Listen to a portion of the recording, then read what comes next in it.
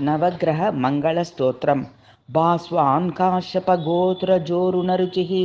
सिंहादिपोर्कः सुरो गुरुविन्दोश्च कुजस्य मित्रमखिलस्वामी शुभः प्राग्मुखः शत्रुर्भार्गवसौरयोः प्रियकुजः कालिङ्गदेशाधिपो मध्ये वर्तुलपूर्वादि दिनकरः कुर्यात् सदा मङ्गलं चन्द्रः कर्कटकप्रभुः स्थितनिभश्चात्रेयगोत्रोद्भव चात्रेयश्चतुरश्रवारुणमुखो राकोडुपः शीतगुः षट् सप्ताग्निदशैकशोभनफलो नौरिर्बुधार्को प्रियौ स्वामी यामुनजश्च पर्णसमिदः कुर्यात् सदा मङ्गलं भौमौ दक्षिणदिक्त्रिकोणयमिद गिन्वद्देश्वरः कादिरः स्वामी वृश्चिकमेषयोस्तु सुगुर्श्चाक्रः शशिसौह्यदः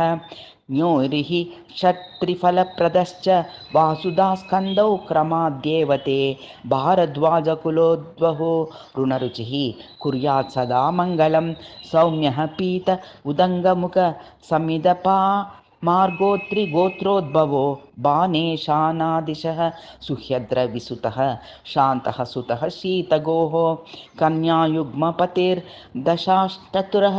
षण्नेत्रगः शोभनो विष्णुर्देव्यादिदेवते मगधपः कुर्यात् सदा मङ्गलं जीवश्चाङ्गिरगोत्रजोत्तरमुखो दीर्घोत्तरा शास्तितः पीतोष्वत्तसमीक्ष सिन्धुजनिश्चापादिपो मीनपः सूर्येन्दक्षिततिजाः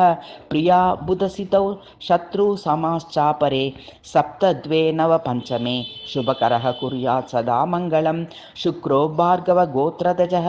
सितरुचिः पूर्वमुखः पूर्वदृक् पाञ्चालो वृष पस्तुलादीपम हाराष्ट्रादि पौदुम्बरः इन्द्रीणामघवा बुधश्च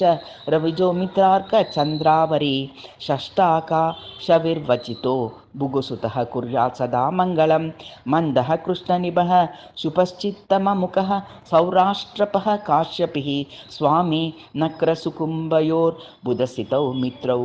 कुजेन्दुदिशौ स्थानं पश्चिममदिक् प्रजापतियमौ देवौ धनुर्धारकः क्षत्रिस्थः शुभकृच्छनी रविसुतः कुर्यात् सदा मङ्गलं राहुः सिंहलदेशपोपि सतमः कृष्णाङ्गः शूर्पणासनो यः पैटेन स गोत्रसम्भवसमिध्रुवो मुखादक्षिणः यः सर्पः पशुदैवतोऽखिलगतः सूर्यग्रहे चादकः षट्त्रिस्थः शुभकृच्च सिंहकसुतः कुर्यात् सदा मङ्गलं केतुर्जैमैनि गोत्रजः कुशसमिद्वाय कोणस्थिति चित्ताङ्गकद्वज्ज्वलालाञ्छनो हि भगवान् यो दक्षिणा शामुकः ब्रह्मा चैव तु चित्रगुप्तपतिमान् प्रीत्यादिदेवः सदा षट्त्रिस्थः शुभकृच्च बर्बरपतिः कुर्यात् सदा मङ्गलम्।